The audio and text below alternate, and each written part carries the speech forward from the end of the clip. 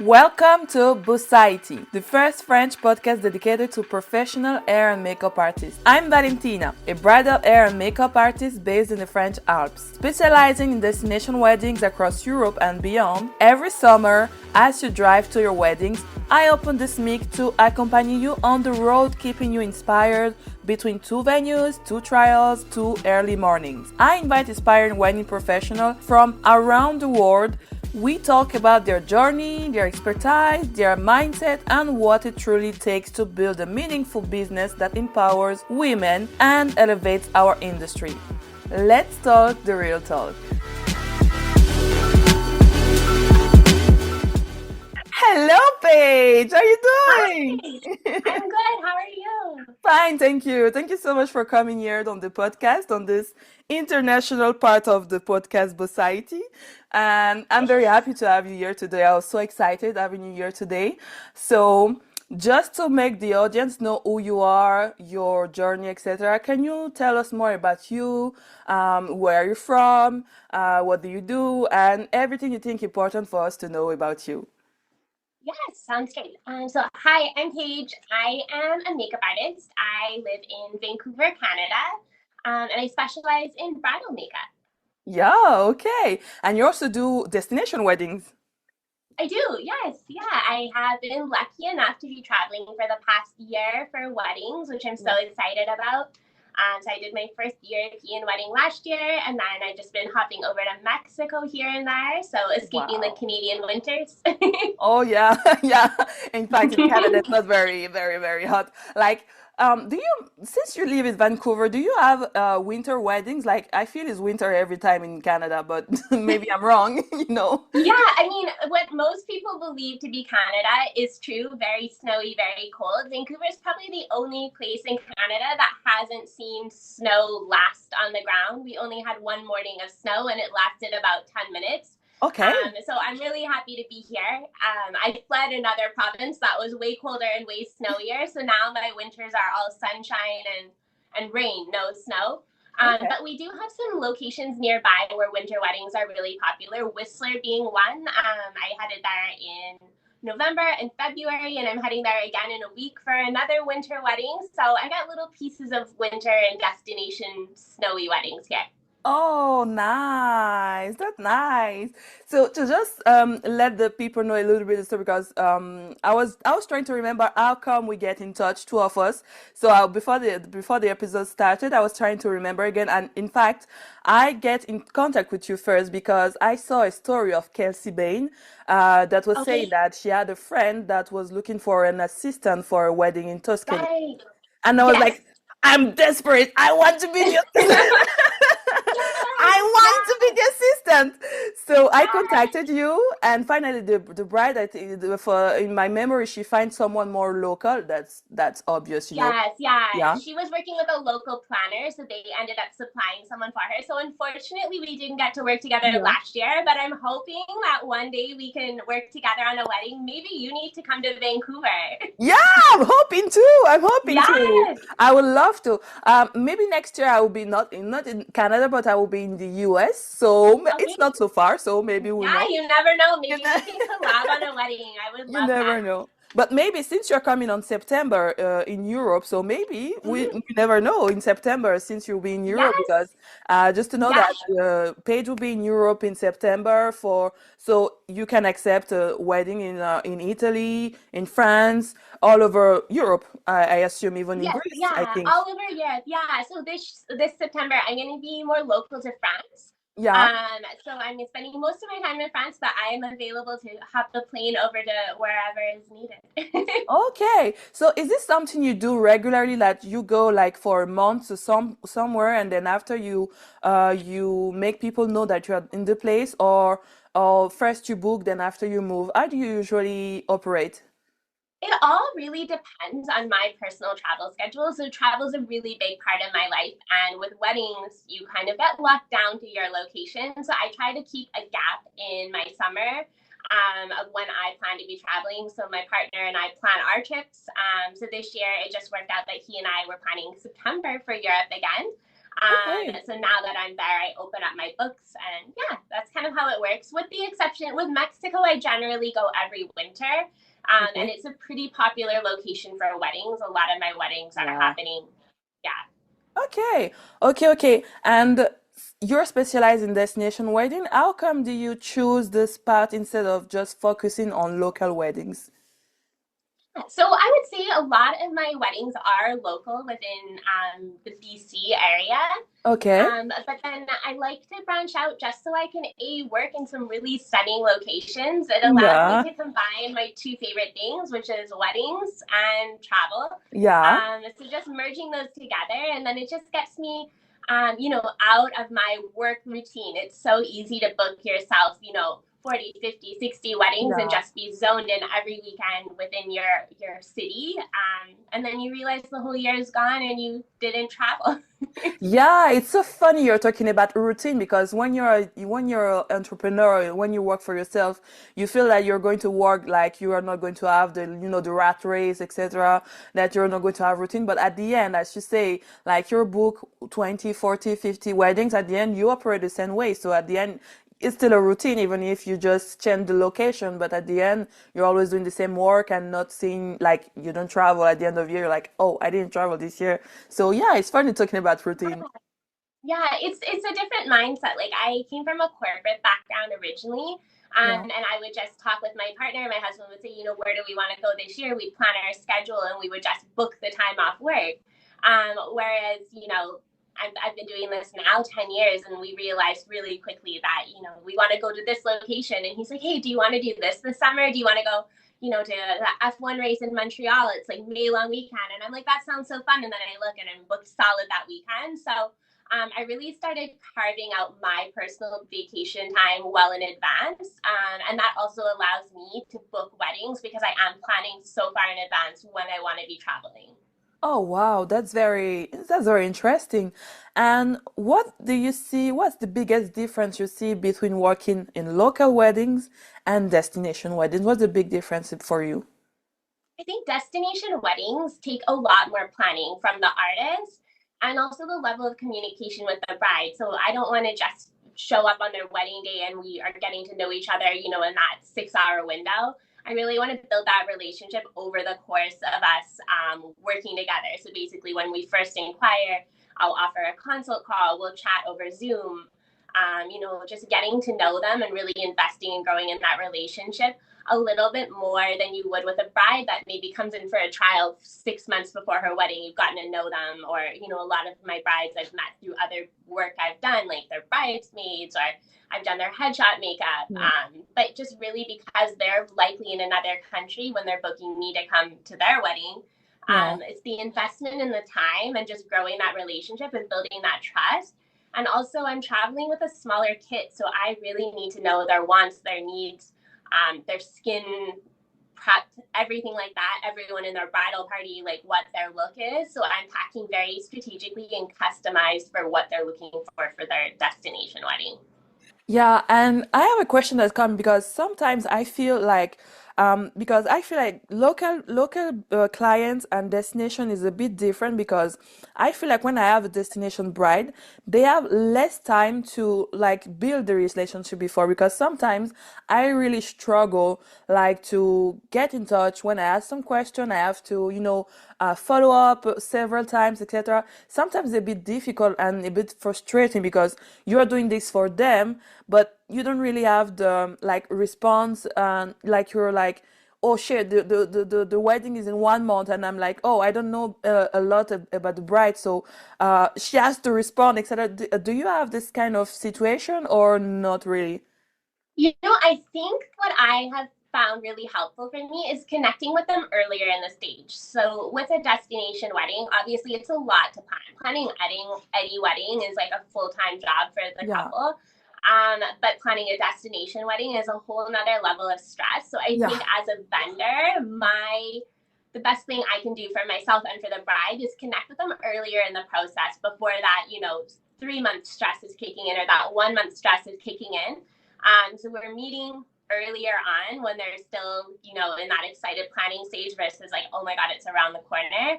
And Yeah. then just having a really open line of communication. So like text messages, a lot of my destination brides will be sending me a text message like, hey, we're at our venue now. We got it. It's gorgeous. I'm updating them. I'm like, oh, I can't wait to see you. Like, I just landed here. Like, I'm just keeping really quick communication open because we move it from those video calls and those more formal meetings that we start early in the process just over to text message.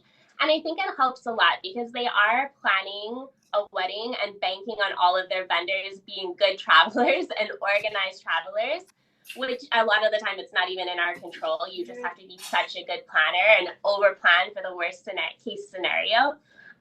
So I find once I move it over from the more formal consults to quickly text messages, I'm able to communicate with them more effectively. Oh, that's nice.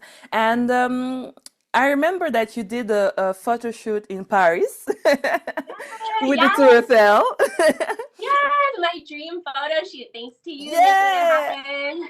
Yeah, that was so nice. The picture were amazing. Your work was amazing. The makeup, Oh, everything was amazing. Even the dress, wow. The car, the dress, I wow. know. And the photographer, she's so talented. Honestly, I Yeah, think that was planned in 2 weeks. I yeah, think you connected us like 2 weeks before I landed in Paris, and it yeah. couldn't have gone better. Like, It was honestly, it meant was to such a, be. It was meant to yeah, be.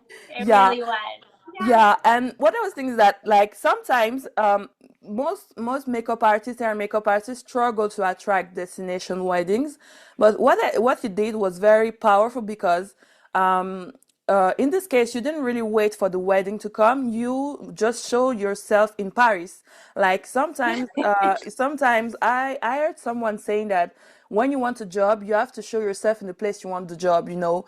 And showing yourself in Paris is part of a way to position yourself in Paris. Am I wrong, or it was just like it was? Yeah, of course, it was a dream, but it's also a way to position yourself there, I think. Yeah, it wasn't my initial intention. So that trip was tagged on to my destination wedding in Tuscany. Okay. And then I was just thinking, I had 3 days in Paris, only I was flying out of Paris at the end of my European trip. And I was like, I would just love to have this, on my website, this bride by the Eiffel Tower. Like, I was like, it would just look so stunning. It just fits a vision I've had for years. And I thought it would be so cool. But then what indirectly happened was I am getting inquiries for Paris. And sometimes it's really funny because I'm all the way over in Vancouver, Canada. I can't just hop on a plane as easily as I would like. So I've had people message me on Instagram and they're like, hey, I'm having like my engagement photo shoot on Saturday in Paris. Are you available? And as much as I wish I could, like the FOMO is so real when you're like, I could be in Paris Saturday Yeah, working. I have commitments here. I can't. I have brides here. I can't. yeah. But it's just funny how it did work out that way where I have had, so many inquiries for France. And you're right. I think working in a location you dream of or photographing yourself working in a location, whether it's an editorial shoot, Yeah. really bodes that confidence in clients because they've seen it happen. Yeah, it's true, it's true. It's so funny. Like, oh, you're available this Saturday. Well, I'm available, Yeah. Yeah. but I have a little bit of trip to do, you know? I know. I wish Oh, I wish it was easier to just get there. what's your best experience as a makeup artist? Let me think on this for 1 second. Yeah, go ahead. Do you want me to speak kind of in general, like what I love the most about it, or a specific event, like a specific client, a specific day? No, let's say the best moment you ever had or the best feeling. What if you have multiple, you can go like one or one, two, three, but go ahead, like choose what you want. Oh, I do have one. Okay, so my best moment as a makeup artist is actually one of my like lifelong clients that I've had, since I've been doing makeup. When I first met her, she was like newly single, just dating, and then 6 years later, I was doing her wedding, and Oh, it was like so important and special to be a part of this wedding day. Like I remember when she called me to be like, "Hey, guess what? I'm engaged, and I want you to be a part of that day." And I just really loved seeing that full circle moment and oh seeing her wow. grow and getting to be part of such a special day for her. Oh wow. It's even more deeper because usually brides like during from the day one we are in contact with brides until the wedding day, like the relationship gets stronger and stronger, but the relation was already strong before she get Right. engaged, and that's very wow. That's Yes, so yes, wow. yes. Like I think it was just such a special moment because I had, like a 5, 6 year connection to this person already, and Yeah. I was doing her makeup for events, and then even just like when she reached out to message, there's a specific hairstylist that I work with that's always done her hair, and she's asked us to be a part of her day, and it just felt so special because you grow these relationships. It's not just a client, right? Mm, mm, mm, mm. And there's so many amazing makeup artists in, every city. Vancouver, there's so many talented artists. So the fact that, someone wants to even work with you is always like very flattering. But the fact that you've, been a part of this person's like events for years and then they Yeah. pick you for the wedding day, it just feels special. Yeah. Oh, I got the chills. And have you ever experienced like a less cooler moment in your career as a makeup artist? I think a lot of the stress that comes with it, we don't fully realize how stressful it can be until you're in the moment. I would say earlier in my career, there's a stage in your career where you're newer and you're saying yes to everything that comes Mm. your way, every booking, every, it's a dollar value when you're trying to leave a corporate job to make this your full-time job. You're saying yes to everything. And there's one day that sticks out in particular. So I was driving for a wedding in the mountains. It's about a 4-hour drive. I was doing a wedding party of 7, which I will never touch a number that high anymore. Most often, on occasion, but and I had booked myself a client book ending on each end of the day for my wedding. So before I drove 4 hours to the mountain, I went to someone's house at 4 a.m. Then I Oh, drove 4 hours into the mountain. I did the 7-person bridal party, and then wow. I ended with a like end of day late evening booking back in Vancouver. And I remember just coming home and I was so emotionally and physically exhausted that I just like laid on the couch and cried.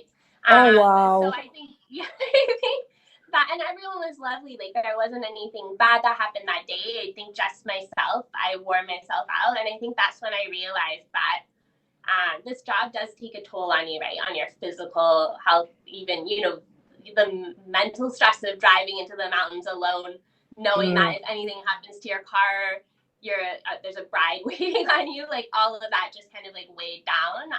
So yeah, I think there are some moments that are tough with this job for sure.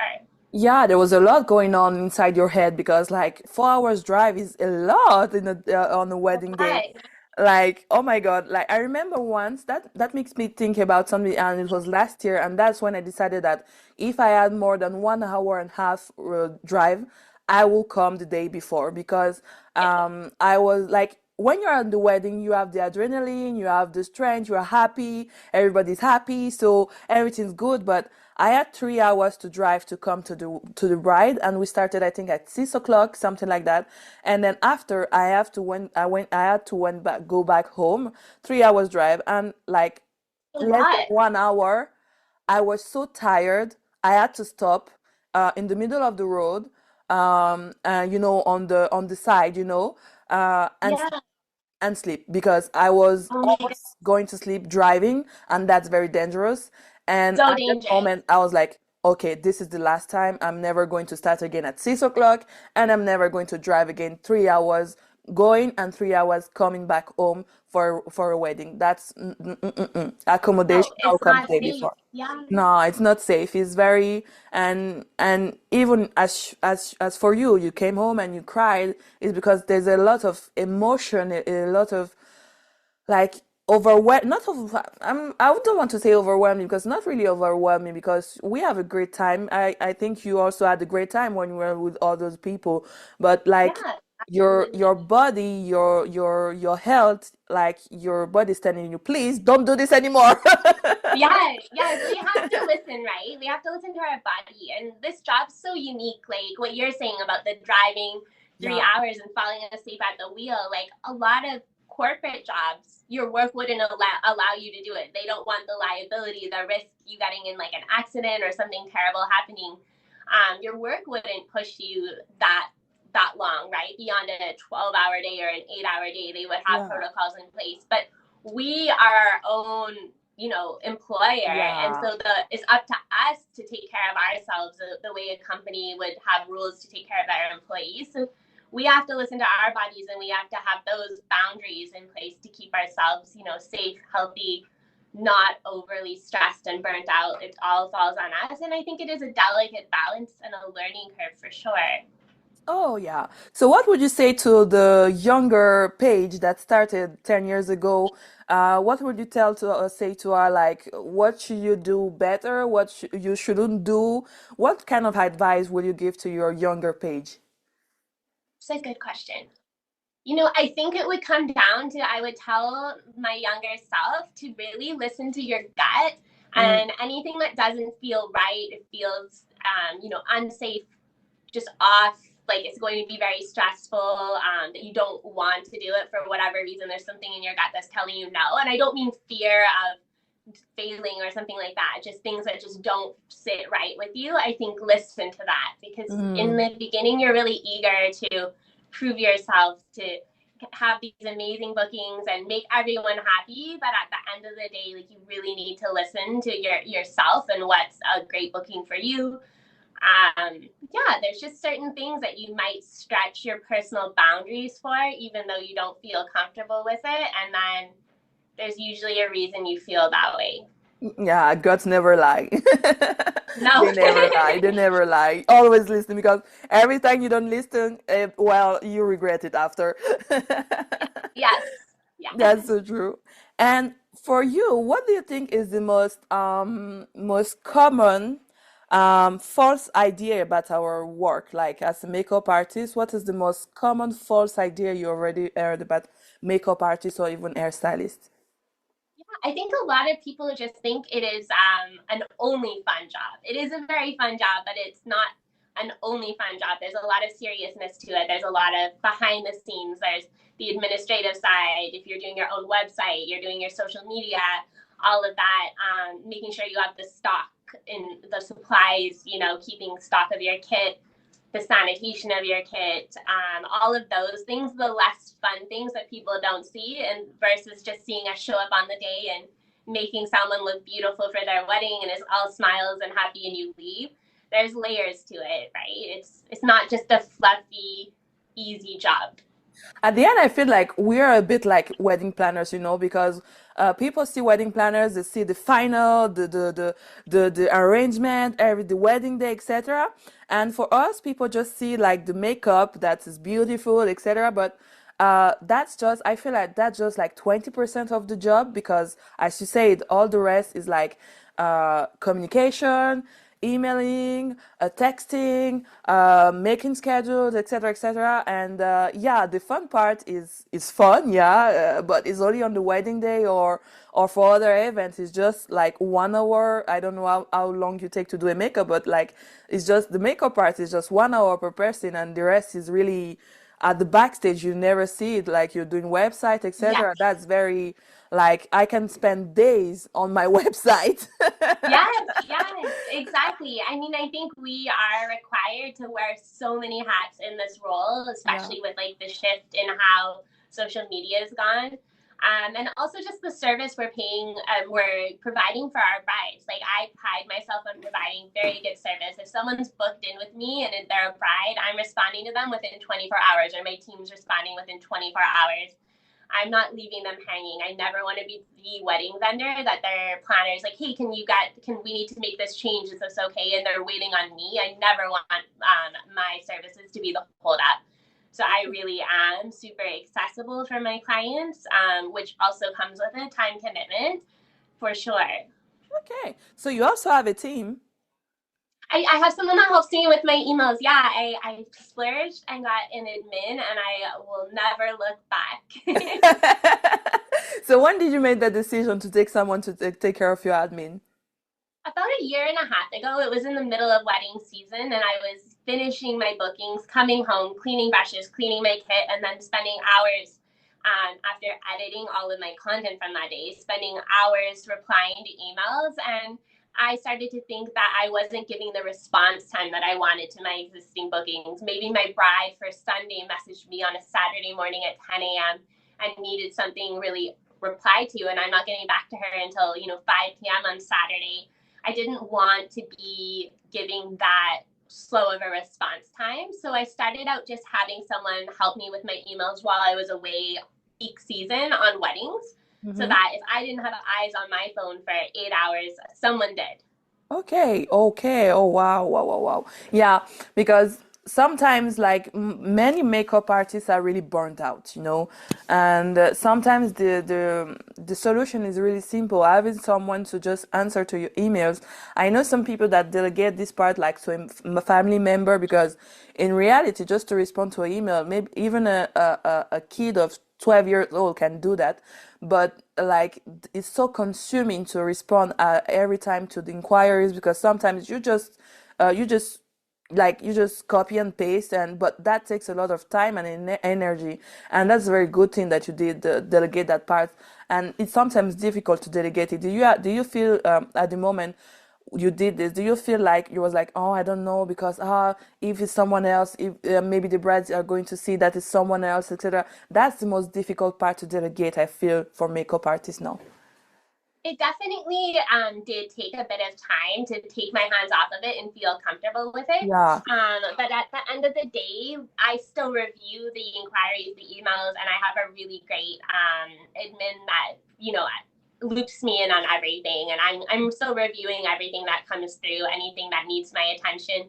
I mean, I like to personally get a feel for the inquiry, get a feel for what my bride's looking for, and make sure that her and I are fit. And so I am still reviewing, their inspo photos. I have Mm. all of my questions that the admin asks, and then I review everything. So if it comes down to schedule, timing, like all of that, I'm still personally involved. I'm just not the one physically drafting the email and sending it. Mm. Oh, nice. And how did you choose the right person? Did you choose between several people, or the first one you contacted was the one?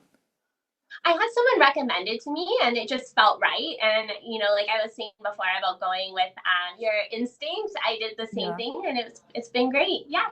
Oh, nice, Can nice. I pause for 1 second? I'm just going to get my phone charger. Yeah. Okay, the charger is back. Okay. Yes. So we are back charging. Yeah. Oh wow, it was so fun talking with you today. It was so interesting, so fun, and really happy to Likewise. to know you for know you your how can I say this in English, like to meet you for the first time, because at the end it's the first Same. time we're Yes. meeting. Um Yes. so I would like to know, what do you think is coming for the future page? Because we talk about the past page, then now what is waiting the future page? Yeah.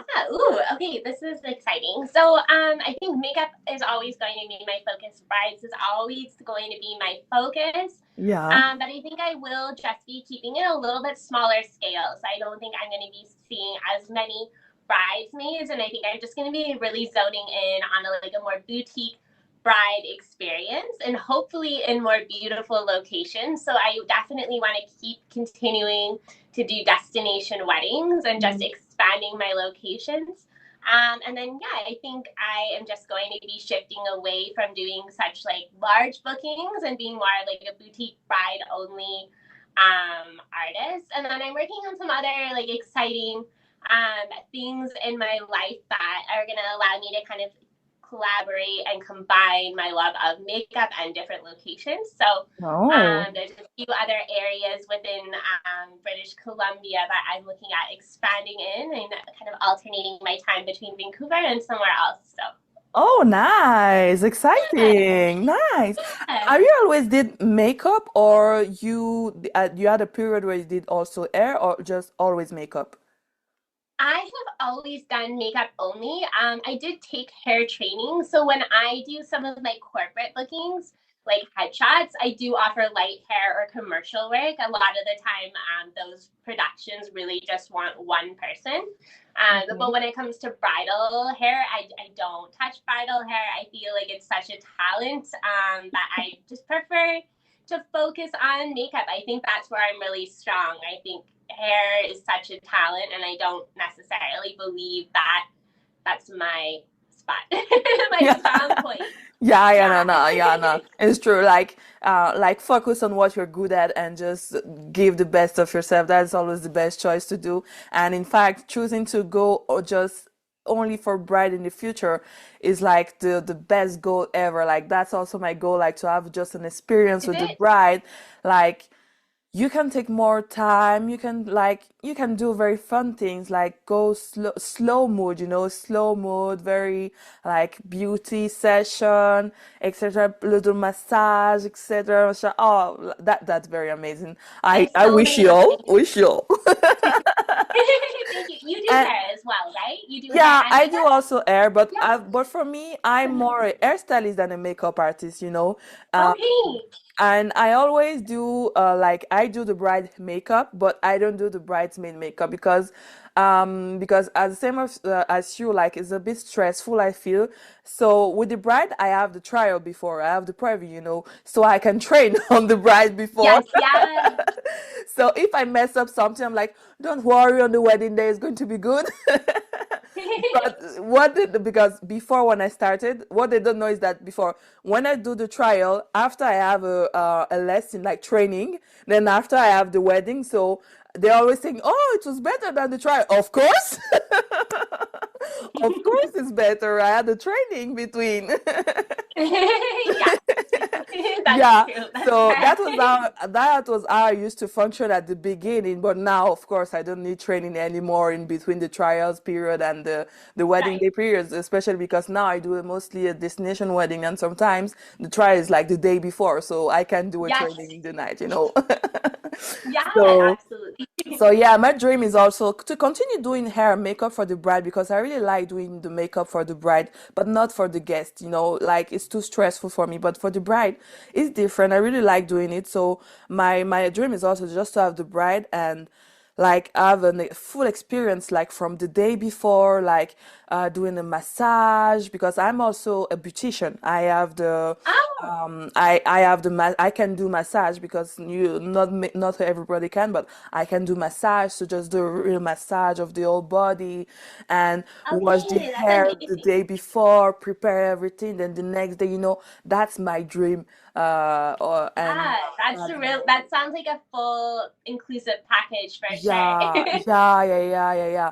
And I think, especially like the more and more bread, like you don't have, because in the US and Canada, maybe and UK also, they're a larger group, but in France, it's not a thing to have a large group. Most time, you always have the bride only in France when you work in France. So I'm used to have only the bride, but I've never put on like such a extended experience because it was not something also that there was demanded, but that's a real dream, like a goal, life Yeah, goal, career goal. yeah, for sure. And what do you think the people listening to us today should take in mind of all the things we talk about today? Very, very interesting things we talked about today.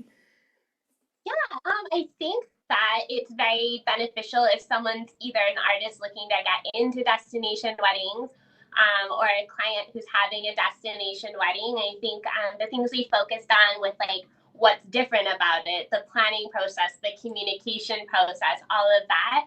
I think it would be like insightful, especially to an artist because it is different. It Yeah, takes a lot of different steps and more strategy and planning once you get hired for a destination wedding. yeah.